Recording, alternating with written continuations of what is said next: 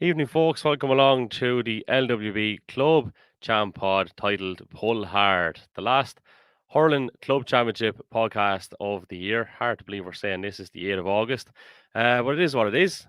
We are here in association with our championship sponsors, Cork and Precast Tanks, DB Recovery, Craig Carney Web Design, Balloons and Sweet Treats, Brendan Cabinet Furniture, and Breeze Nolan Physiotherapy. And again, thanks to our sponsors for the Up for the Match programme. We're going to carry them tonight as well, just because we're sounding like that around here. Connolly's Top Line in Bidenostown, Gladney Cleaning Services, Bidenostown Pitch and Putt Club, and the Red Lion Pub in Bidenostown as well. So we have a good bit to go through. We have a team of the year to pick.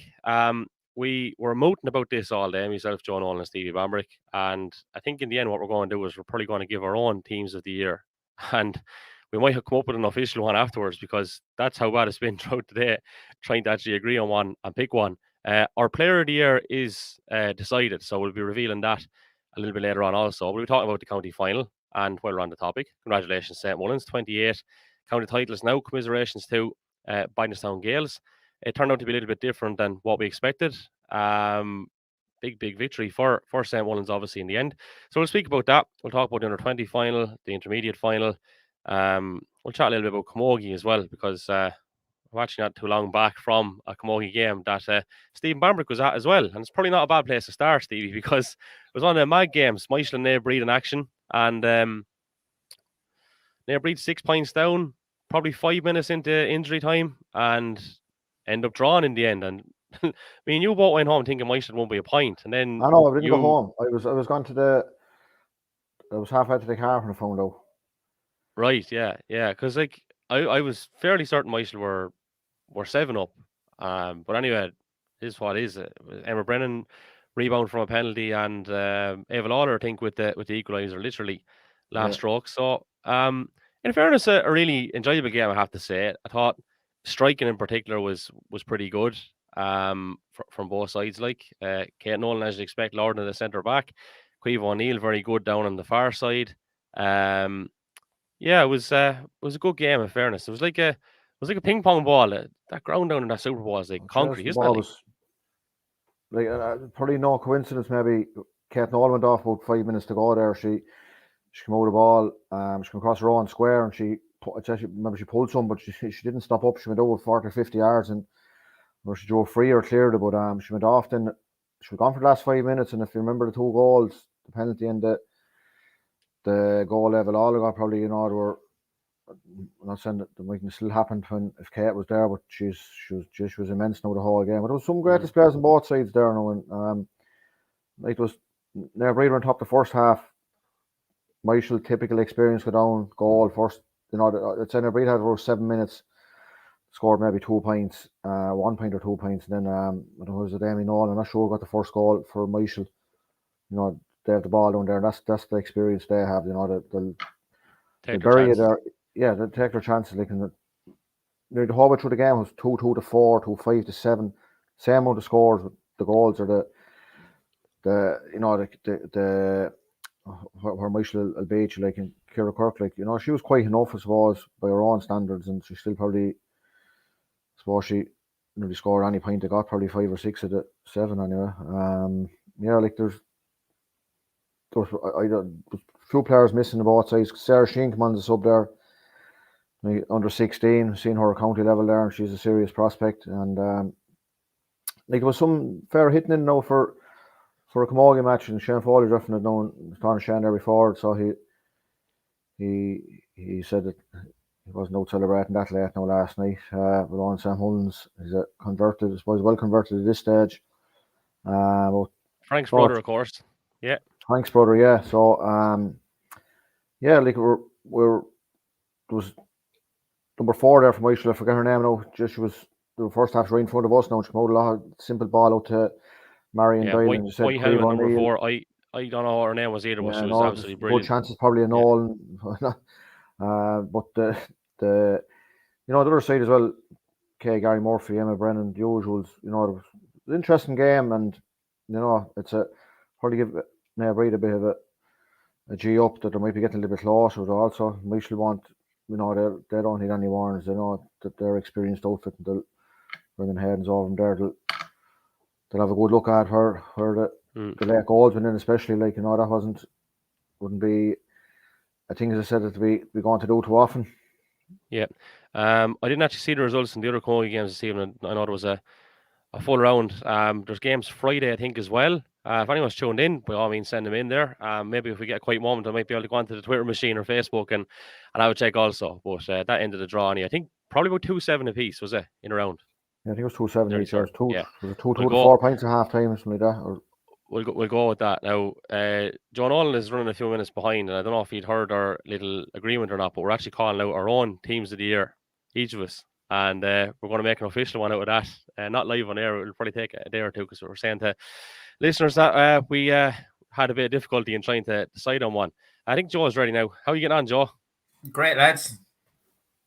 You absolutely wolfed that down your throat, lad. I did. I'll actually explain live on. I'll explain live on air why you had to have pancakes. Do it. Yeah, sorry about this now, but my young one did the half-mile swim in Bagnallstown there. It's only 11, so brilliant. Yeah, it's delighted. So as little treat, I suppose, in our house, we always birthdays and yolks like that, and yolks we fire out a few pancakes. So I had to make her pancakes when she came in. So that's how I'm late. Class. It's acceptable. Has to be done. Hey, I tell you a good one actually on the topic swimming or whatever, right? And we all know Michael Phelps, very successful swimmer, multiple Olympic medals, who I think it was 10,000 calories a day he used to have to eat, right? And I was down with Paul Kelly one morning, and obviously badly broke up, and he said to me, "Why you like to swimming?" And I was like, "Jesus, I won't be Michael Phelps now or anything." "Well, geez, you're real dead like him anyway," he says. And he wasn't wrong, in fairness. Yeah, so look, lads, we'll jump into yesterday. First of all, Stevie, just congratulations as well with the nearly in their 20s, seeing off Carlow Town. But we have to start with the senior final, lads. I had an opportunity to sit down and watch it throughout the afternoon. Raging I couldn't be there yesterday, obviously. And look, from my point of view, having watched it back, St. Mullins brought their A game on the biggest day, and they were class, absolutely class, as they tend to do in county finals. You know, they I think Steve, you might have said it on the commentary. 33 or 34 minutes again, they hit a wide. It was 2:13 scored, I think, by the time they hit their first wide. That's off the chart stuff. Like, yeah, what does he make of it? I'll start with you, Stevie. Yeah, so look, 9 seconds in or 10 seconds in, Mark Mcdonald gets a point, and straight away then who got the equaliser? There was, you know, it was ball is running in, and you're hoping, like Mark Mcdonald, I think got the first score last day as well for Bagnallstown after Mullins for getting the goal and the point. So he's been a man there. He's made a role. He got a goal against St. Mullins in the earlier round. So his work rate like is phenomenal, and he's a freaking big and 9 York to be going forward. He knows where the horse is. He hit another one the 3rd minute, and you're saying right, they're in it here. But like every time St. Mullins went down, score after score. And the thing about it, there was a mixture of scores. There was John Doyle, there was Jason O'Neill, James Doyle, Paddy Boland. You know, James Doyle had 4 or 5 points by half time, couple from play, couple from freeze. He's in the game. Wasn't a word about him all week. We're talking about Paddy Keoghan and Marty Kavanagh coming home. Now, a word about James Doyle, who's, you know, had actually played in the championship as much as Paddy Keoghan has. Gerard Cody chips in with a point in the 4th minute. Probably could, if he wanted to, if it had been James Doyle, maybe someone away went further and bear down in goal. He was happy to keep the scoreboard ticking over. And that's what they do. I looked up the scoreboard at one stage and I couldn't believe it was gone to 111 to 5 points. I said, all of us slap. This had happened. And in fairness to Bagnallstown Gales, the midfield, like, and Jack McCullough has been immense every game this year. Has added a few scores. Like, you got a score over there where their Oak supporters nearly are there in the 21 or 14. A mighty score. JP Tracy, we've seen very little of him. We know why. We heard what he's about. We've seen what he's about. He's only played maybe 3 games. 5 points between them at half time. Like the last point they got before half time, Michael Welch was coming out and he got met by both sides. He got cuffed up in the tackle. I don't know which of them turned over the bar, whether it was JP or Jack. And they were living on scraps, you know. Danny Doyle, Jamie Clark, Jake Doyle, Paddy McDonald, none of them got on the score sheet. Styler gets on the score sheet from playing 45th or 50th minute. Whereas other end, then you have Jason O'Neill. Then, you know, the goal, I said it in real time in the commentary. I thought Philip Connors took a lot of steps, looked back at it today. It didn't, no, he might have took 5 or 6, but that's right for us. The law, which you get away more 5 or 6 is the forcer, isn't it? Yeah. Yeah, I in real time, I thought it looked a lot worse. No, and I seen it today, and I'd say, look, he might have took an extra 1 or 2, but he broke the tackle then and turned off. And sure, Jason O'Neill scores, was it 1-2 or 1-3 at half time, ends up at 2-6 in the county final from play. I think it's the fourth or fifth highest score in the county final, and that's all from play. Now, I don't know whether the 8 scores from play in the county final. When you be looking, lads are saying, is most going to start? Who's going to go if most starts? Would it be a Jason O'Neill? Would it be Philip Connors? Will it be Oisin Bowen? Will who will it be? You know, the names in bandied around because we're looking at. But in fairness to the management, we said it during the week off there maybe that if St. Mullins were going to do things, not start Mouse, not start Paddy Keogh, be winning by a couple of points and the boys were thrown in. That worked out very well because Paddy Keogh came in for Cathal Connolly was on the yellow card.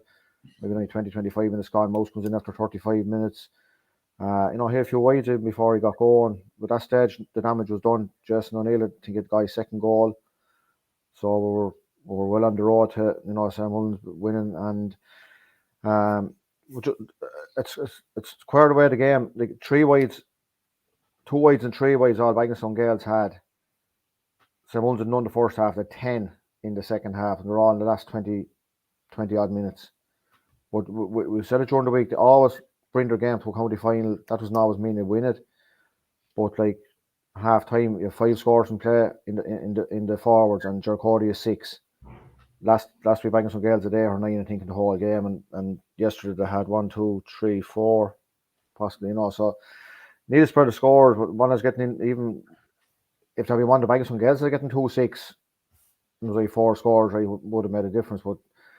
It's just St. Mullins the way they're at to unearth these lads. I know Jason Neal's around, like he scored a winner 3 years ago against Rangers. He scored a savage sideline cut against Ballyhale in the Leinster Club final. He's only 22 or 23 years of age, and to look at him like he's only a handful. But one thing about St. Mullins, I compare him to Kerry in one way with the hurling football. Skills are the first thing they will fall back on. Kerry the same. You don't have lads left foot or right foot, Gooch or Clifford, whoever it is.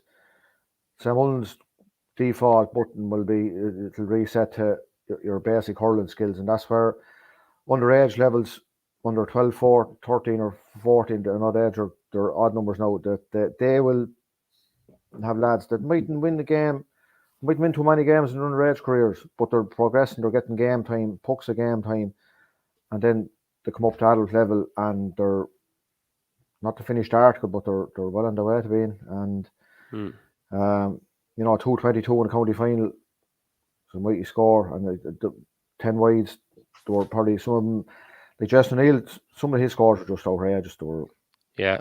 You know, and we're forgetting about James Dale on the other side. He had 4 or 5 shots. Like, you're expecting James Dale to do this when he's on form. Last week, you know, he needed the game probably to bring him on. You know, and it was tough from Bagginson Gales too. Like they needed a bounce after half time, and instead it went the other way. I think the 1-3 scored. The goal was about 3 minutes in.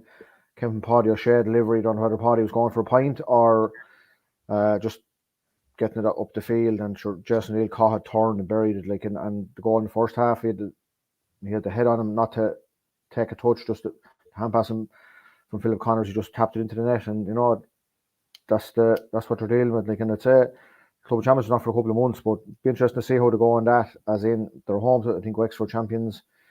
They will have the football, but like I said, the football now they'll play the matches and that, and it'll be interesting to see will the Wexford are going to have the same problem regards of club championships coming into it. And getting practice matches for both counties. Like, Wexford is probably the county you go to if you hadn't drawn them, and you might play them 3 or 4 times over the next 8 weeks. You know. Yeah. So look, from Bagginson point of view, Niall Bulger started and well justified his inclusion.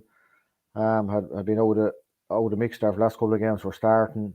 Darren Owen was good in patches, like, but like, there was a lot of room in there. You know, the St. Mullins, they were getting good ball into their forwards. in front of the forwards. And saying that, like the midfield for Bagnallstown on the scoreboard were dominant, 5 points in play compared to Jack Cavan and Nushing Ball. And I don't know whether neither had a shot at the goal, I'd say. I was going to pick you up on that there, and I'll bring in Joe here now as well. I thought, like, if you would have said beforehand, Bagnallstown will win the midfield battle, they're probably going to win the game. And they still, I think, did win the midfield battle, looking at it. Jack McCullough and JP Tracy got through an awful lot of work in that one. Like, and Tracy, they get a full season into him. You can see the Kilkenny in him. He has the touches. He's a good hand. He's a clean striker of a ball. He's intelligent. And, I thought the two of them, I thought Niall Bulger was good as well. Yeah, I would have picked out those 3 myself when I was looking at it. Just a couple of scores. The other Camogie games, Ballinkillen 1-10, Bagnallstown 1-8. Patrick Murphy, a referee, of course, from yesterday. MLR 2-10, St. Mullins 2-8. The other point I was going to make, and I'll bring you in then, Joe, was if you look back to last year, I'd still probably say the most complete performance I've ever seen in the county final was probably Rangers one last year. But yes, St. Mullins, if you look back on it, lost by 8. Do you know, it was only 8, and I say only 8 because it was just such a whirlwind performance, So the point I'm trying to make is, and we said this beforehand, they'll always turn up on the big day, and they'll always showcase what they have to the best of their abilities. And yeah, they did it in style. So what's your takeaways from it? Yeah, I think you've kind of summed up a lot of them there. Between the two of you, I think the first 20 minutes, and it was said to me today as well. I was chatting to someone. I won't mention a name, but a fairly prominent hurling man in the county, and he said it was probably the first 20 minutes of that match were as good as 20 minutes as he saw, in Carlow for a dozen years. It was excellent. It was high tempo. Was absolutely electric for 20 minutes. And I suppose then when St. Mullins pulled away and continued to pull away, it was kind of inevitable. But I think you hit on the couple of key things there, the ability to turn up on the day. And I think that's, and St. Mullins, sometimes lads will put that down to managers, and sometimes, certain managers will get a certain tune out of certain groups of players and so on. But if you look at consistently over the last, say we'll take this team, if you get me, I know it has evolved and changed, but it's in the last 8 to 10 years, this team has consistently done that and has consistently turned up. And I think that's something that's innate in the club, and it's innate in the group of players, that while managers will come and go, it's some foundation for them to mold the team around. I suppose, Stevie hitting a lot of them there. I suppose one thing that for me, there was a couple of things that kind of summed up where the game was going. I just thought the Bagnallstown forwards, especially in the first half, never seemed to either be in space or create space or get space. They were very, very compact and very compressed. And I suppose both teams kind of played a straightforward formation in terms of, kind of 6-on-6, kind of, won't say traditional, but it was fairly traditional in terms of the setups. There was no one dropping back and filling space, and probably St. Mullins managed that better. Their work rate was just incredible. We mentioned earlier this year about their ability to hunt in packs. I can't remember what game we spoke about.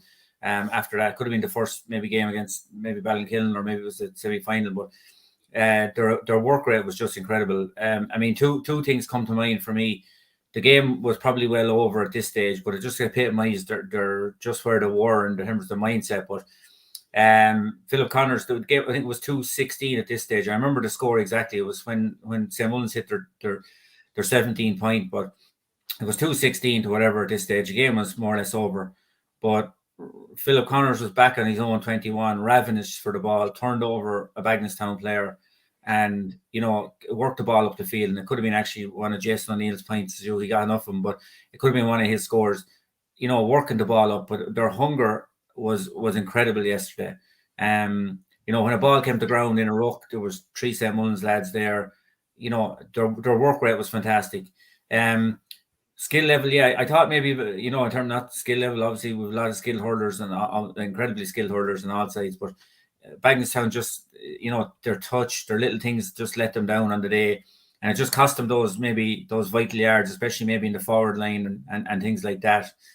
I suppose, they hammered the hammer as well, in terms of, we spoke, say, for instance, maybe there might have been worries.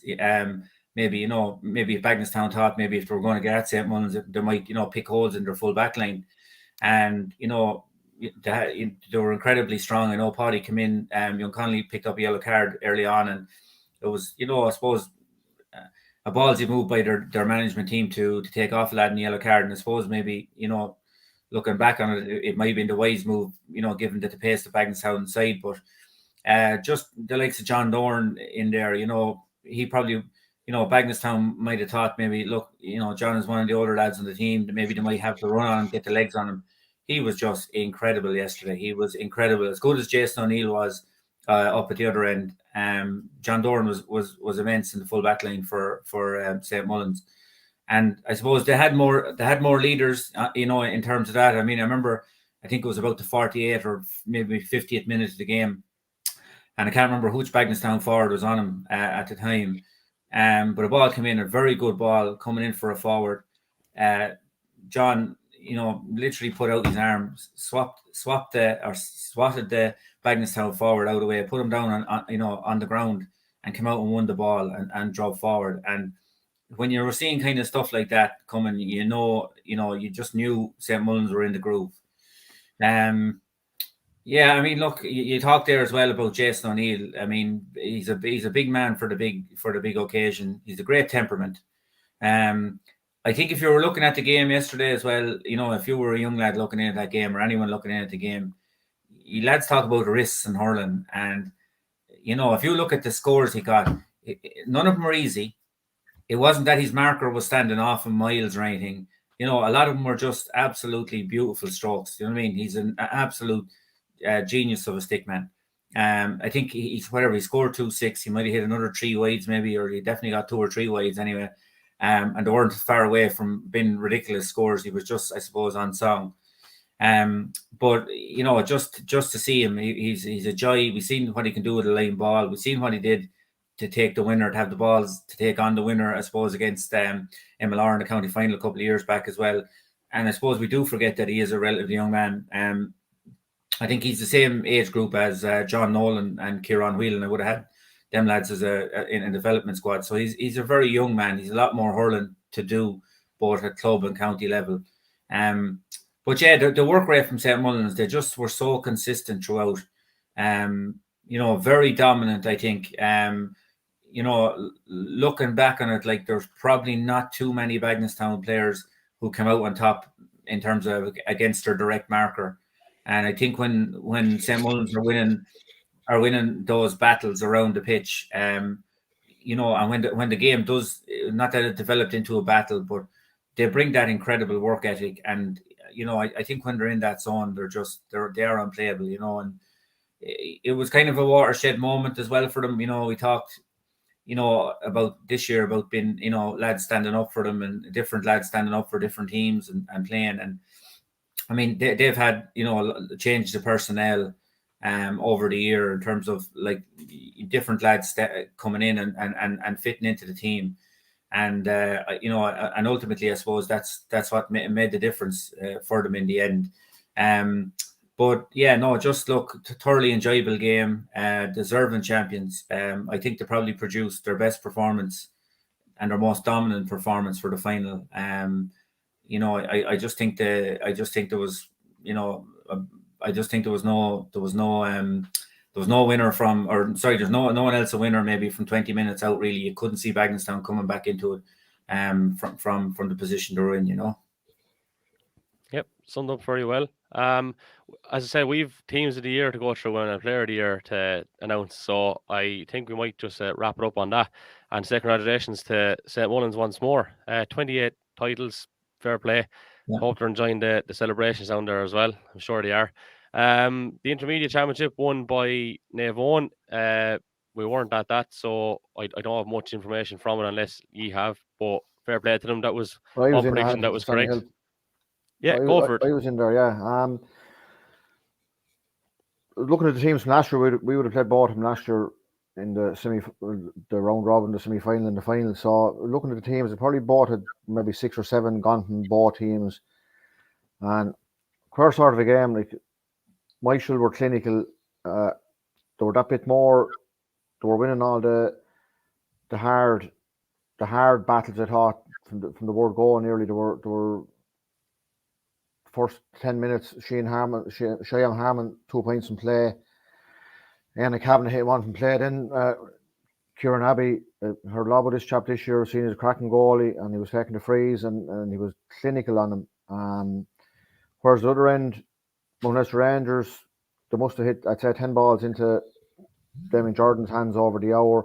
You just nearly knew after a quarter of an hour, 20 minutes. I remember, I think it was Ben Bulger. He's a speed merchant, plays wing forward.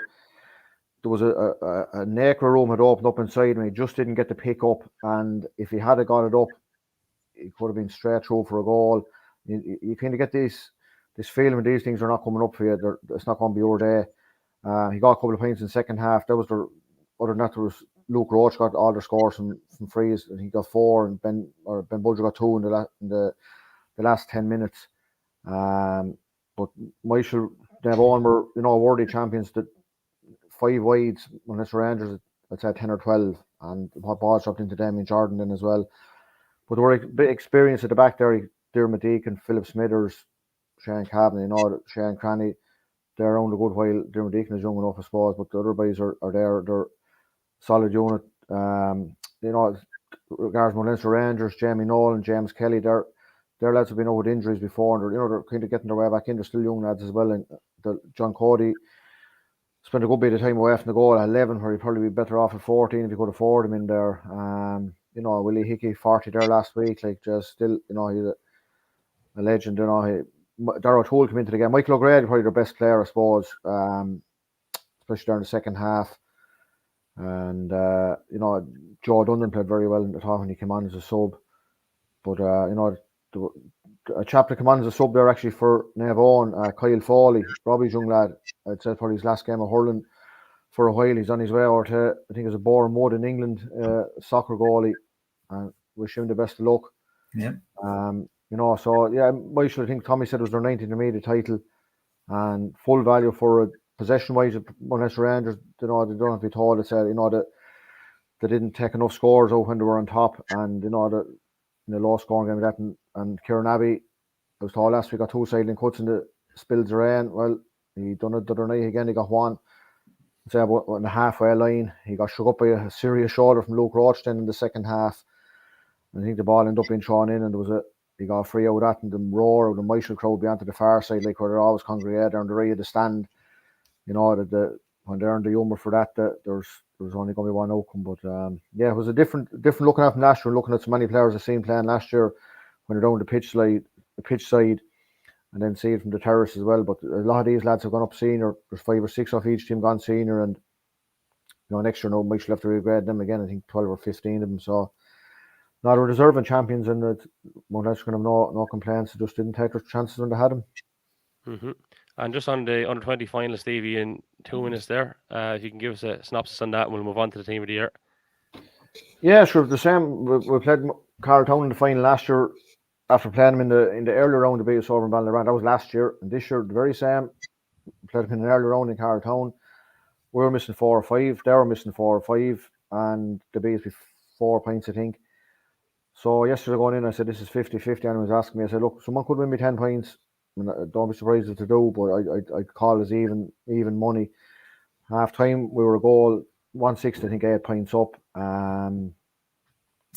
Jamie Dill got the goal about 5 or 10 minutes before half time. Alex Delaney was, after chalking up a couple of cracking scores from frees, sideline cut over the far side there, a quick one to him we got from play, I think, as well. We got a goal early on the second half, and we're gone 4 points up. Next we were gone 7-8 points up, and they got 2 goals, then back to a point, and there was 23 minutes gone in the second half, and shit was hitting the fan. I will be honest, it was anyone's game. And in fairness to our lads, they got back into it, and again they finished strong with 2-2. Zach Kelly hit 3 points from the sideline. They were as good as points you'll see. And saying that, his direct marker John Perry had a great game as well. There's a savage battle, and in fairness, Paddy Buggy, was talking to Paddy before the game and after the game, and the genuine, fierce, genuine man. He's young now, was playing wing back there. Sean, he's in the minor team for Carltown and at the county as well, and had to compliment the county board for putting the game on before the county final number one. Anyway, I know the way the competition ran this year wasn't near as cohesive as last year, either the A or the B, but that's to be definitely looked at another time.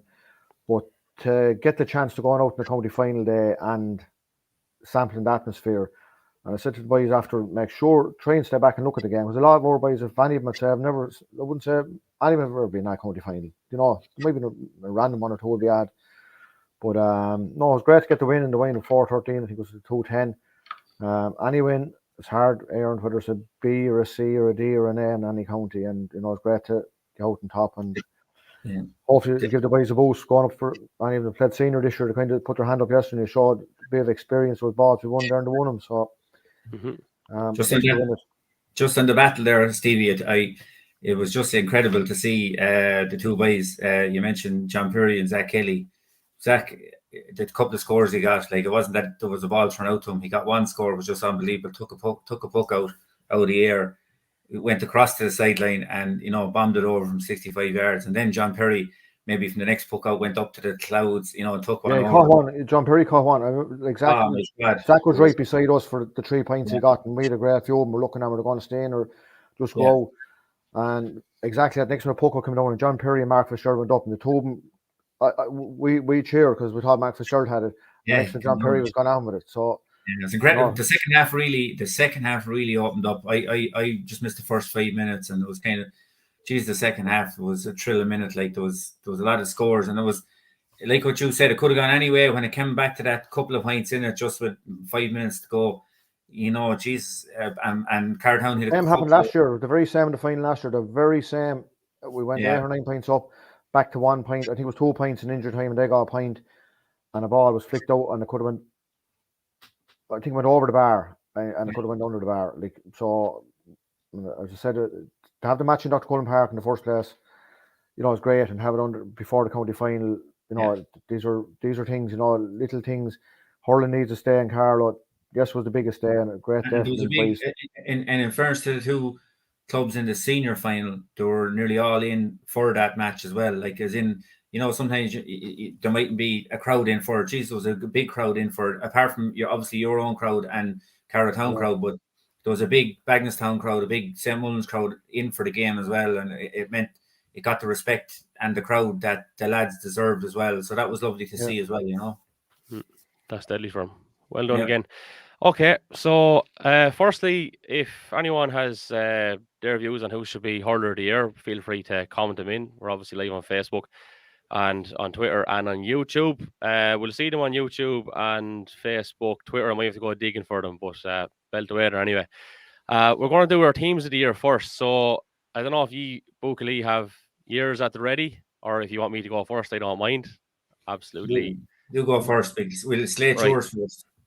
Okay, that's the finest. So I've pretty much picked mine where possible to the best of my ability in terms of where lads were playing this year, because I'm not a big fan of All-Stars where, geez, I remember one year the Ken McGrath got an All-Star midfield and hurled the whole year centre-back. I think this is a load of shit, to be honest with you. You play the lads that were the best in the best position throughout the year. If you're, well, it's just an opinion. They're like arseholes, you all have them.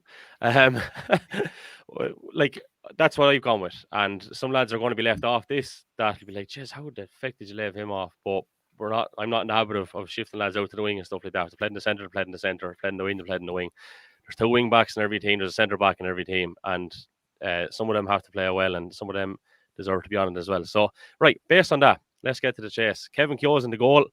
I've got John Doran, Dion Wall, Cian Doyle, John Nolan, Alfie Corcoran, Gerard Cody, Jack McCullough and Richie Cody, Paddy Boland, Mark McDonald, Sean Murphy, Jason O'Neill, Jack Tracy and Craig Doyle.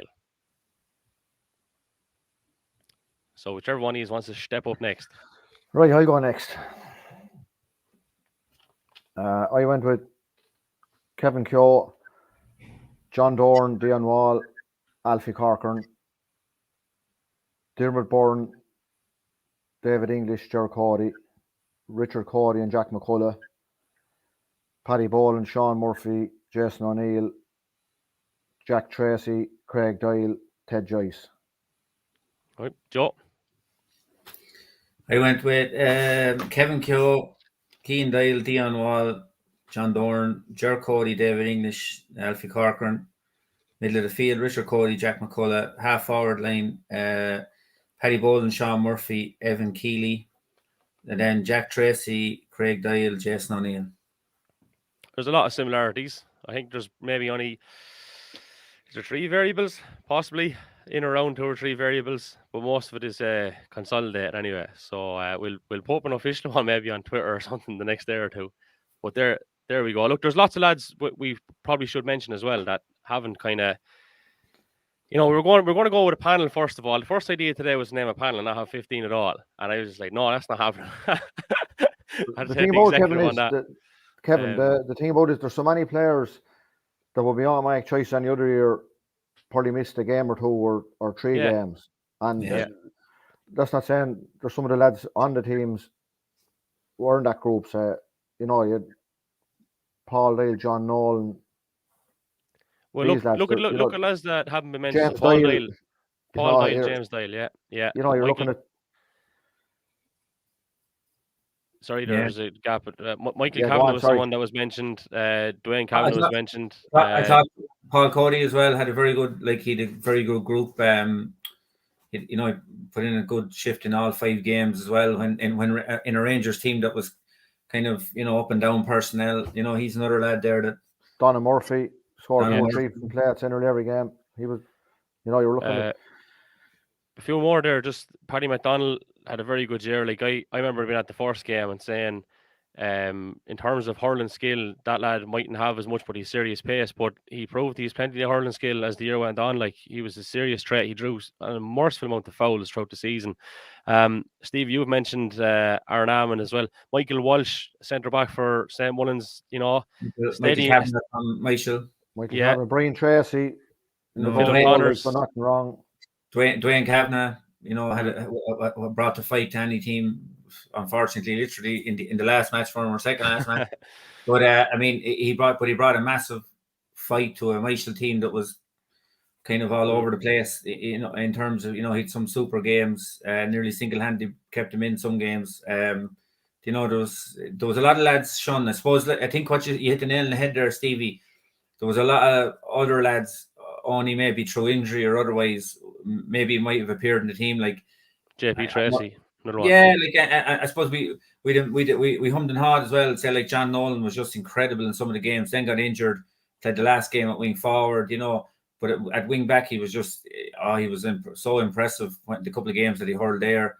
There's so many lads who had such big moments, in different games, or big games at different times, Yeah, and obviously going back to round 1 is not an easy thing to do because the most recent games are the ones that are obviously most recent in memory. So when you go back and get all the stats together and stuff, it's not an easy task. And that's the second bugbear was when all stars are picked based on semi-finals and finals. But obviously a lot of the best players will be in those games. But we don't forget about the early ones.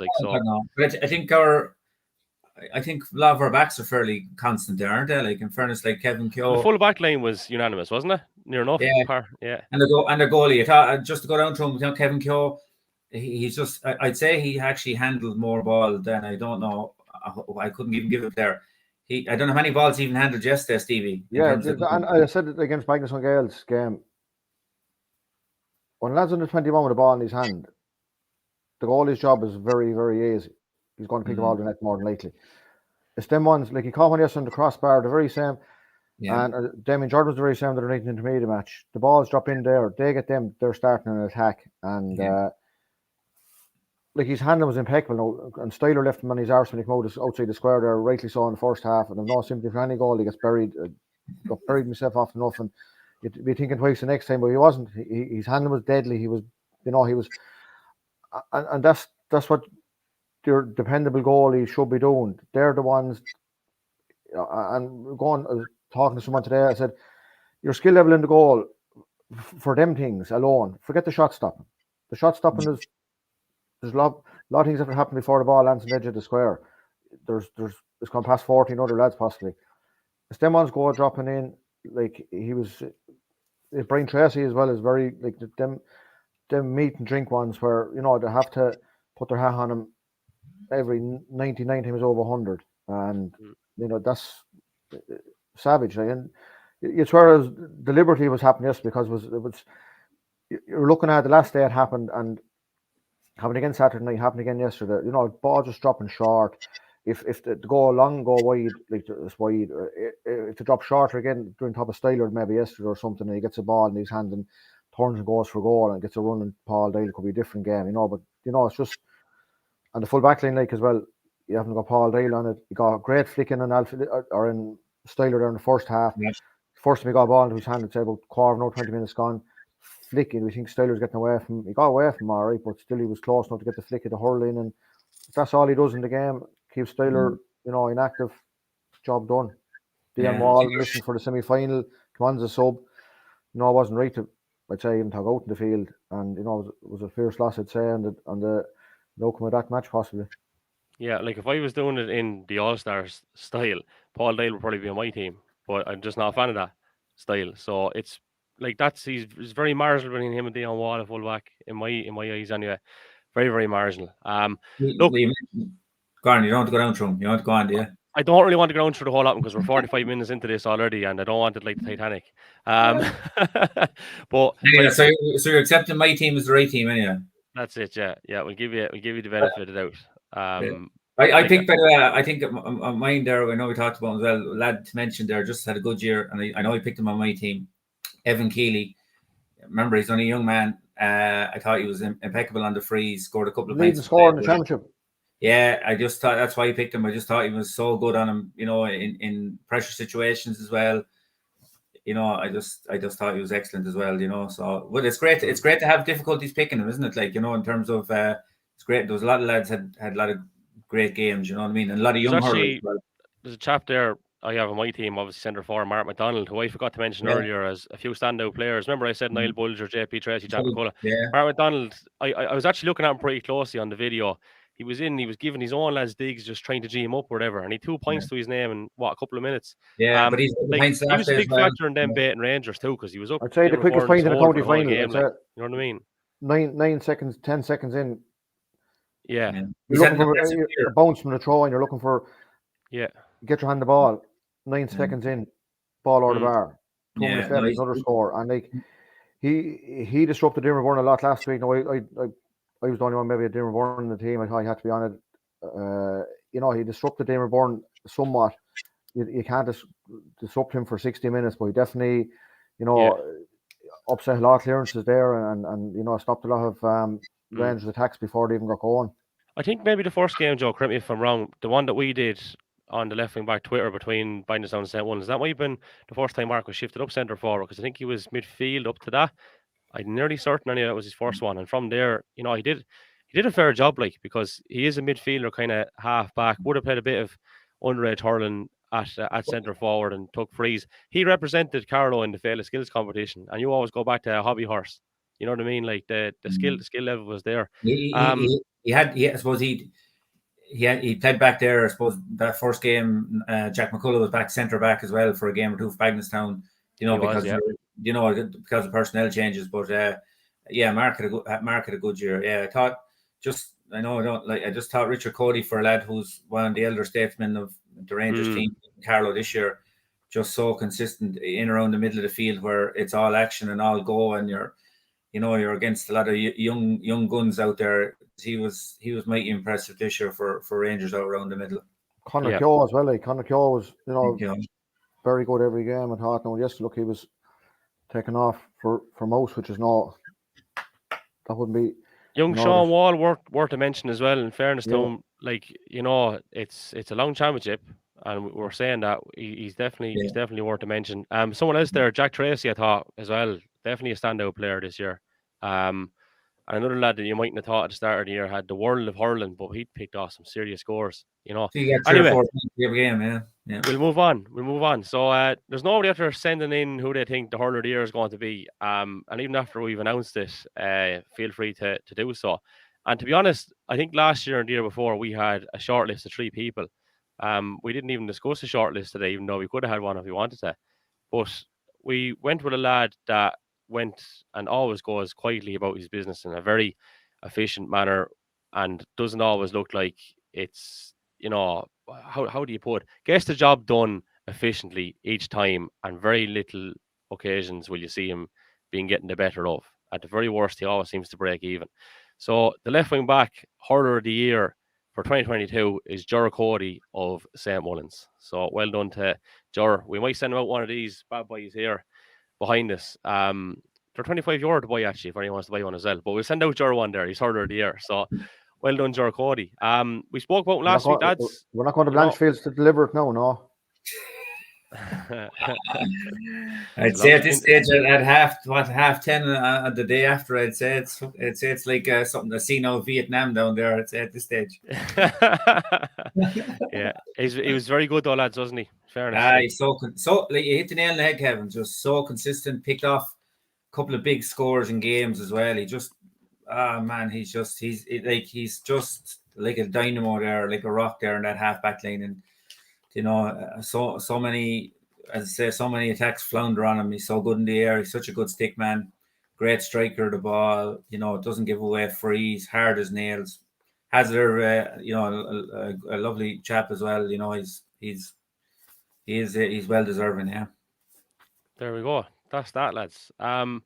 Yeah, we have a few other bits and bobs to talk about as well. We want to say congratulations, I suppose, to a few people. Kyle Foley, Stevie, is after getting a soccer contract. Give us the lowdown on that. I think it's Bourne Wood he's gone to. He doesn't go to Ballymurphy Celtic. Like he was in goal for the Carlow 20 hurlers this year, and he was very good. They got beaten by Westmeath. Like he was sub goal in the minor team last year. So, but that day now he was very good, and seemingly by all accounts he's a cracking soccer goalie. And like he's not that tall at all. He's I don't know what exactly he is, but in fairness to the Michael boys, the Bram Monday night. I know he's been coming on late in the games anyway, but best of luck to him. And I actually met Parigama's mother there after the camogie there tonight, and I was just saying, I think they're in the same division as Walking. I'm not sure, so I said there will be another Carlow name to look out for over there. So there'll be another Twitter account we can start following. Kay Nolan then as well up in Crow Park yesterday. Went to school in O'Loughlin. Her mother, Helen Kirk, was an absolute dynamite underage. She played with us until under 16. She was the go-to player, football and hurling.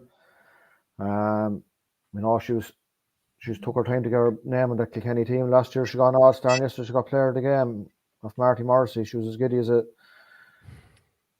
child in a sweet shop last night getting it off him. So the award in the River Court. So and hard work. This girl, when the lockdown was on, the soap ball was probably the only pitch you could get into really around. And now and again, you'd see her knocking around with 10 or 15 slitters in her. Off she go, taking frees, doing this, doing that, and the other. And she has done some hard work. She'll be a niece of one Danny Kirk, and you know what Danny was like. Danny is still like Joe. You see him playing with the social hurling there, and Danny is as proud as anyone there last night. So Pat Tracy had a couple of speaking in social hurling. Pat Tracy, JP's dad. There's a couple of nieces or first cousins of JP's on the panel as well, the Kilkenny panel as well. So good stuff. Congratulations, lads. Have we any more to go through before we finish up? Just say well done. Burn Rangers picked up the league title, one of the league titles, the cross-border league titles in Kilkenny there, minor level there last Friday, and just was a nice win for Carlow clubs across there. I think it was a Tullaroan to beat in the final, Stevie. I was trying to remember. Yeah, because I was talking to Mcdonald the other day at that match we won't talk about the other day. I was talking to Mcdonald before you come to that. Because we played Tullaroan, I'd say at that age group, maybe it was a year that had a centre forward. I was under 13 actually about 3 years ago, and I said to him, I had a monster real strong like centre forward. They used to score 4 goals. The boys won, I think 5-10 to 4-7. So yeah, and a couple of the boys playing in the under 16 county match the other day. You'd know they were after playing a heavy match the night before, in fairness to them. Yeah. Fair play to them, they came along anyway, and great win for them. Yeah. You missed a little bit of that match, Joe, down in Wicklow. I got to see it from the gate. Get to see it from the gate. How did you end up at the gate? Did someone hit your shoulder? No, I got a long walk. I Yeah. won't say I can't comment near, but you could see how refs do end up in boots and Wicklow. I can tell you that. I tell you, because it wasn't me. It was there was going to be one of the lads' fathers. I won't name a name in air, and another lad who I can name an air there in the middle of the screen was going to pull me into a boot. I'd say. Well, all I'd say, as a I county, wouldn't mind if he came in the van, so he had plenty of room in it for him. We could have put him into his own boot. all I can say is, as a county, we're definitely united off the field as well as on it. Anyway, after Saturday over there, we'll just leave it at that. Yeah, exactly. And by the way, just on the squads, just to say for like people often wonder about what Carlow is doing and underage and so on. I think over 100 hurlers left Netwatch Cullen Park on Saturday morning between different age groups. Say I think there was 2 14s teams, 1 15s, and 1 16s. Joe, before you go any further there, I was in a real low. Can I tell you, I was having near-death experiences that there wasn't going to be 8 lads at 16 years of age going to an under 14 tournament up in Meath, because there was buses coming left, right, and centre, and there was lads looking. Yeah, that's the nearly over 35 tactic. Some bus. But it was great. It's just great it was a great old buzz. You know what I mean? It's just great, and 100 lads getting up and give their whole day. Like, I mean, they were gone from probably any time from 8:30 and probably home. We were probably one of the earliest groups home around 6 o'clock, and to see 100 young lads in the county, you know, giving up their Saturday, and their parents obviously coming and supporting them, and you know, it's just encouraging. It's great. Like, you know, sometimes we do get wound up in maybe going up the ages, but fair play to every single one of them, and it was great. So it gives you great old boost. You know, it was a great weekend from that point of view in terms of the hurling in the county. You know. Mm-hmm. Lads, the only thing. Sorry, before we go, the Camogie girls, they got beaten in the final under 14 in Division 3. I'm not sure now, by Down on Saturday in Trim. They won their group games. They won the 3 or 4 group games. Won them well. They beat Waterford. In Kildare, I'm not sure in Meath. I'm not 100% sure on that.